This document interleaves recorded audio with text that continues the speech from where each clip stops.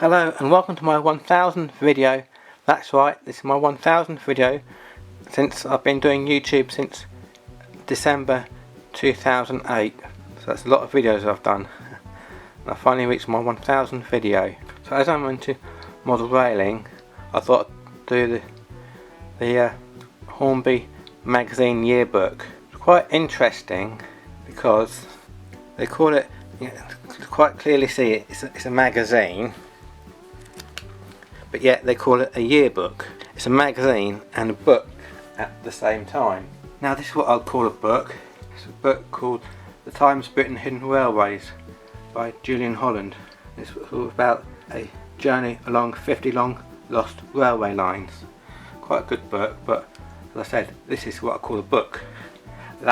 This is a magazine, but yet they call it a magazine yearbook. A bit confusing that. It's a magazine and a yearbook. Book. No, it's not a book, it's a magazine. Anyway, you can buy this now. It is November 2020. Costs £9.99 from Key Model World. I bought this in Double-8 Smiths. I suppose you can buy it at any newsagents really. This has 132 pages, so I'm not going to go through every single page because otherwise it'd take too long. I might get a bit too boring. So I've gone through it and I'm just going to review just a few pages, what I think might be interesting. Quick look inside. It's all about the Hornby magazine, and it's got the contents. And it's got a welcome page by Mike Wilde. I won't read all what he says, but I'll just read a bit of it. It says, "Welcome to the 2021 magazine. While 2020 has been a challenging year for everyone, we want to put that aside as much as possible to focus on the brilliance of our hobby. There are positives to take from this year. The model railway business has been booming with reports from around the scene that retailers, both mainstream and specialists, have seen an upturn in orders and interest. Model railways are an ideal means of escapism, a way to enjoy free time and reveal the possibilities of a miniature world. This is what drives the Hornby magazine team, making those miniature worlds come to life on paper and video for modelers of all levels to enjoy and hopefully inspire you to take the next step." And that's what Mike Wilde says. This section's says Heaton Lodge Junction, full circle, Britain's biggest model railway, first featured in Hornby magazine in spring 2020 when it was only partly built, but now it is a builder has completed the circuit. So that's the photos I want to show you really. I quite like this bridge here, what they've built. You can see so it used to be a railway bridge there, but this is what happens a lot in Britain. That's because quite a lot of railway lines have been lifted or been closed. They've all been disused now, so obviously there were 4 lines, and you can see a bit of a railway line there, but now it's only gone down, say, from 4 down to 2. And they even done a bit of as if someone's dumped a mini. This Oxford die-cast mini has clearly seen better days. Someone modelled it as an abandoned and vandalised car outside the redundant sewage works building. You can tell what time they done this model on because the van there says British Rail. British Rail doesn't really exist anymore, and there is another photo of the same van Capri next to it. And there's another view of that same bridge again. You can see a bit of track just down there. You can see a bit of track just there. And this layout's also got some derelict old buildings, 4 Brits and a clan. I'm only doing this section because I've actually got some of these model locos myself. The BR Standard 462s, to my mind, were always a second-class species of Pacific. The Southern Bullied Pacifics came into the same category, fine engines, but they were so many of them that for the photographers they seemed rather common. There are some BR Standard Pacifics in retrospect.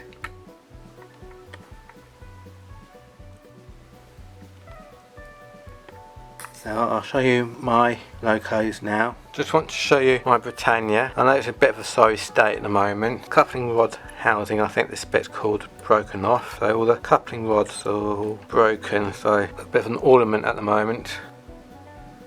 number is 70,000. It's a British Rails. Also, as you can see, it's a 462 loco. The back wheel's just hiding to there. Now this is my Merchant Navy class. This came in the British Pullman Venice Central Orient Express R1162. And this is the clan line. Now this is my Gloucester City Pullman for the Duke of Gloucester, number 71,000, and it came in the set R1177.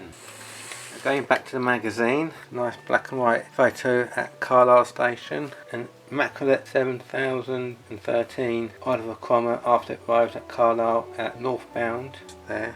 And basically this just shows you how to weather. There's weather, Hornby, Britannia and the clan. Like shows you all the different types of steps. A bit more about how to weather it.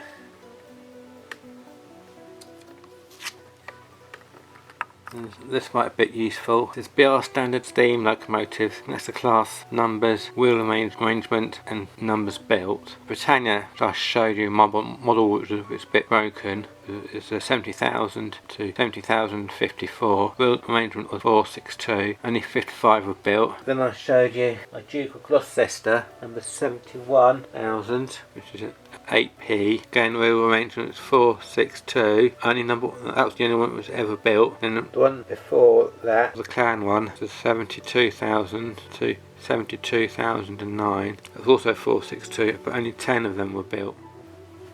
More photos. Now I'm going a bit further into the magazine now. There's a photo of a GBRF Class 66, but that's a normal version of it. I've got the Captain Tom Moore version, which I'll show you more in a bit. I'm going a bit further along in the magazine now to page 85, and this coloured photo was taken in October the 29th 1998. Only reason why I'm showing you this photograph is we've got Battersea Power Station in the background. Page 90, it's got the centenary year 1920 to 2020. It says 2020 marks a very special occasion for Hornby as it welcomes its centenary year. And then look back at the milestones in the company's history and the products made to celebrate its 100th anniversary. Whenever most people think of Hornby, they immediately think of the model railway. Such is the power of the Hornby brand, which has been cultivated into the household name of today.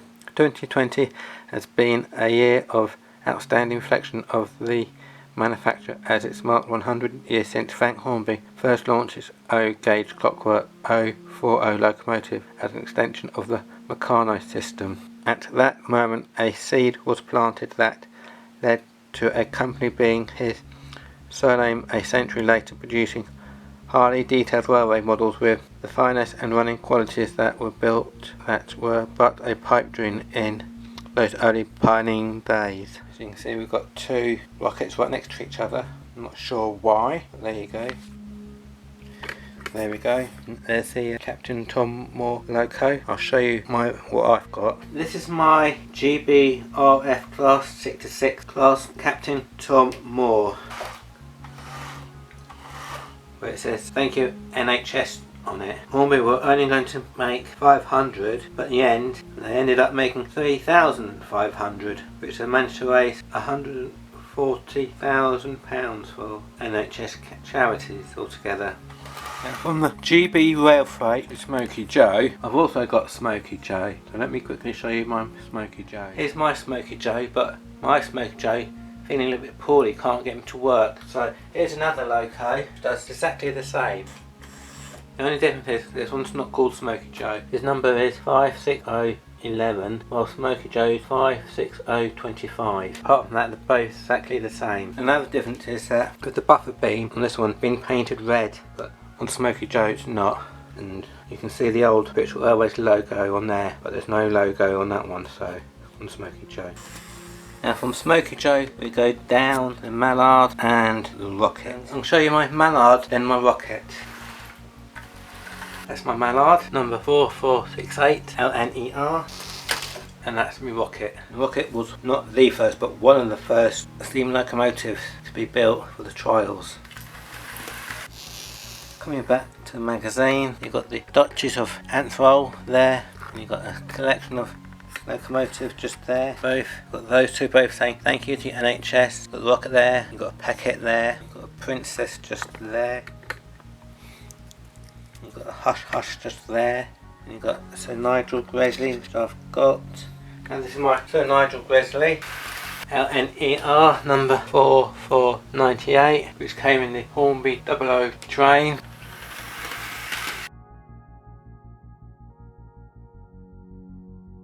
Just want to show you this old black and white photo on page 108. Great Central Railway saw a variety of ex-LNER and ex-LMS motive power at the head of its trains during the British Railway era, with the change to Midland region controlled from 1958.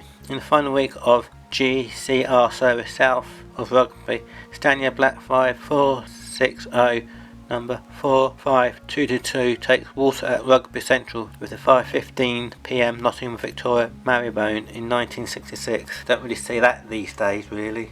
See, that's the water tower. Don't think you even find water tower on stations anymore. Don't really need them. Great sight. And then lastly, this is the train formations. You've got the LNER B1460, BR line black, maroon. You've got the BR Britannia there, Merchant Navy there, J11 there.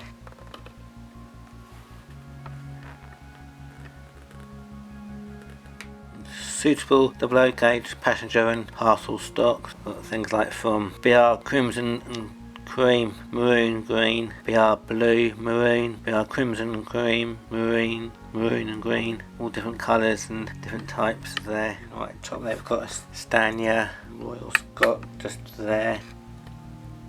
BR Britannia Preservation 462. Southern Rail Air Smoothed, West Country. Locos there, and that's just it really. There's a little project to do, build a little building towards 2021 about trains of the future, really. APT. That's it really. And on the back just saying join the Hornby Collectors Club. So that's it really. Thanks for watching. That's the quick review of the Hornby Magazine Yearbook. £9.99. There's quite a lot of information there. Please don't pass by without subscribing, and I'll see you in my next video. Thank you. Take care now, and don't forget to like and subscribe. Thank you. Bye.